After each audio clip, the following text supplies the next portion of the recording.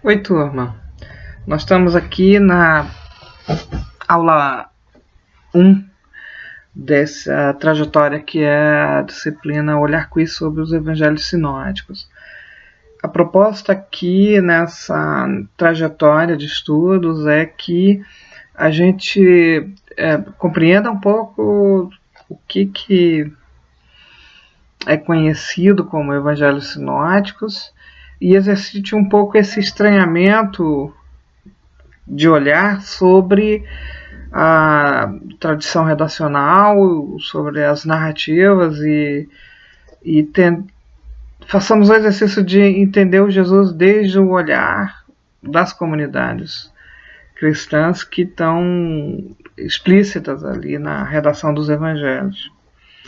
A primeira coisa que é assim, introdutória, antes da gente começar a fazer mesmo o caminho da disciplina, é entender o que são os evangelhos sinóticos, né, que essa é uma expressão que talvez nem todos conheçam, mas basicamente a palavra sinópticos, quer dizer, é uma palavra que diz que é o mesmo olhar sobre algo, né?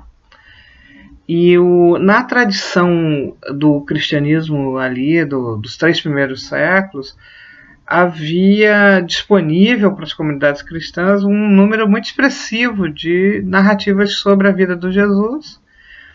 E essas narrativas foram organizadas ainda no primeiro século em cadernos, né, em evangelhos, né? Aquilo que nós hoje conhecemos como os 4 evangelhos, que é Mateus, Marcos, Lucas e João, foram processos de constituição desses cadernos, desses livros, que aconteceram ali no primeiro século. Se a gente prestar bastante atenção, dos 4, o único que tem uma redação bem diferente é o João. Então, assim, historicamente, no estudo dos evangelhos, costuma-se separar o estudo dos 3, que tem um sinopse, quer dizer, um olhar similar sobre a narrativa da vida de Jesus, e o João. Então, a gente, tradicionalmente, trabalha com as comunidades dos evangelhos sinóticos e a comunidade joanina, né?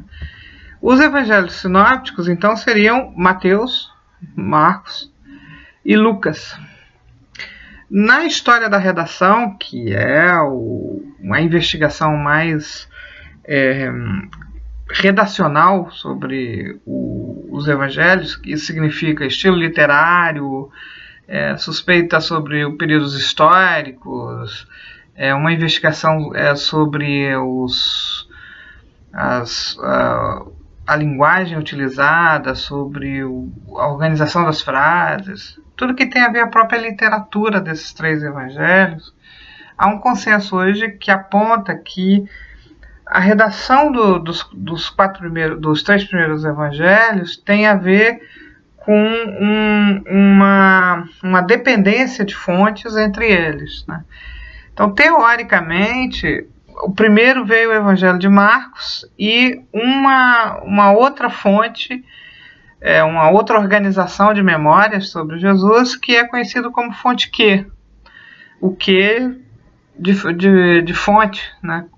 Esse Qzinho, a gente falar em português fonte Q é uma redundância, porque o Q é de Quelle, que no alemão quer dizer fonte.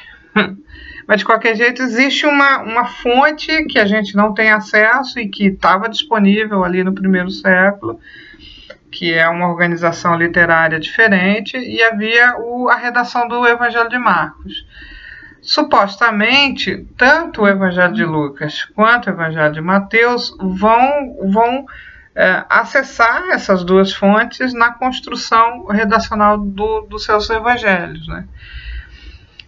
Também tem consenso que a produção do evangelho não foi assim, uma pessoa resolveu sentar e ditar, né? É sempre a organização de memórias da tradição sobre o Jesus, né? Quem viveu com ele, quem ouviu falar e como é que organiza essas tradições. Então, quando a gente estuda cada evangelho em separado, a gente vai estudar como é que foi esse processo de preservação da memória de Jesus na comunidade tal. Que aí a gente estuda a intencionalidade da seleção das passagens e como que elas estão organizadas no processo narrativo da vida de Jesus, né? Então, o importante que é, né, nessa nossa trajetória, nós vamos estudar esses evangelhos, que são os sinóticos, que é Mateus, Marcos e Lucas, mas nós não vamos estudá-los individualmente. A gente vai estudar nessa relação de produção de memória sobre a vida de Jesus. E aí o convite é que a gente fique aberto a desvelar aí o Jesus nessas narrativas. Vamos em frente, que atrás vem gente. Bons estudos.